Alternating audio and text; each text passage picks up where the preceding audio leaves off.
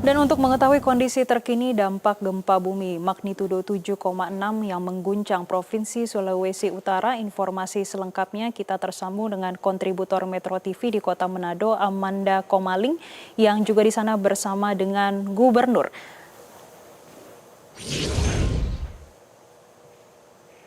Ya, Pak Gubernur, bagaimana kondisi saat ini di wilayah terdampak, khususnya di Manado dan juga Bitung, Pak? Selamat sore Mbak Jessica, selamat sore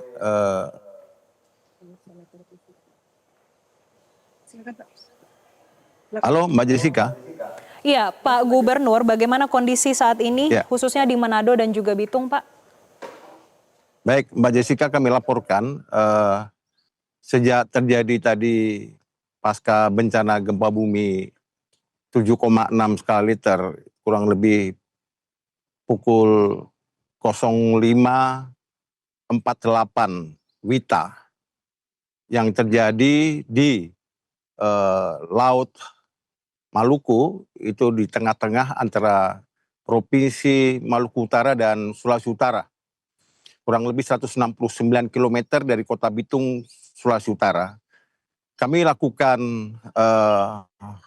sampai hari ini, sampai sore ini kita lakukan masih melakukan evakuasi dan hospitalisasi, juga pendataan-pendataan terkait dengan akibat dari gempa bumi tersebut, di mana gempa ini berturut-turut dari 7,6, kemudian 5,5 sampai terus mengecil. Dan BMKG di sini mengumumkan di awal bahwa ini adalah potensi tsunami, sehingga dihimbau seluruh masyarakat pesisir kita lakukan evakuasi mandiri, ya. Dan memang betul ada terjadi peningkatan di pantai itu 0,2 meter, ya, dari dampak gempa bumi ini. Namun demikian tidak mengakibatkan kerusakan atau korban dari tsunami yang 0,2 meter ini.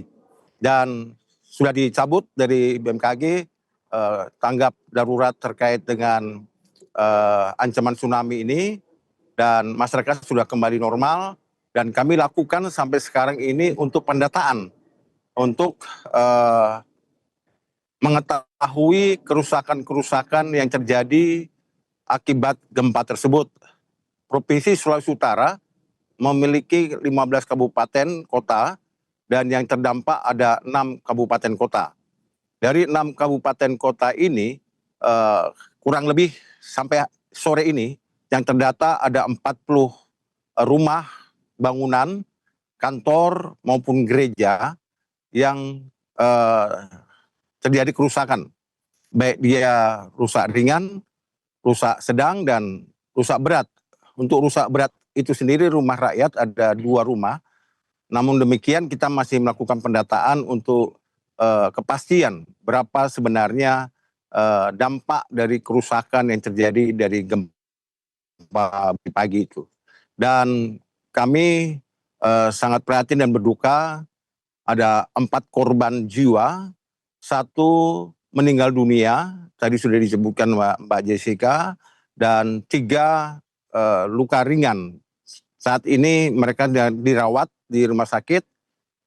Untuk almarhum rencana esok akan dimakamkan di pemakaman di Kota Manado. Demikian Mbak Jessica yang kami laporkan. Iya, Pak Gubernur, dari 6 kabupaten kota, wilayah mana yang paling terdampak parah? Pertama, Bitung dan Manado. 2 tempat ini semua memiliki pantai dan dekat dengan Laut Maluku Utara. Dengan koordinasi dari pemerintah pusat dan juga pemerintah daerah dan juga pemerintah kota seperti apa, Pak? Ya, upaya yang kami lakukan juga, kami melaporkan dan berkoordinasi kepada pusat dan tentunya kepada daerah, ya. Nah, ke pusat tadi kami lakukan Zoom meeting bersama Menko PMK, kemudian Kepala BNPB, Kepala Basarnas, dan lain sebagainya. Juga kami yang ada di Sulawesi Utara dan Maluku Utara. Dan arahan-arahan dari Bapak Menko Pak Kepala BNPB dan Kepala Basarnas, kami sudah lakukan dan sedang kami lakukan untuk pendataan dan pembelajaran, juga untuk kita selalu siap siaga.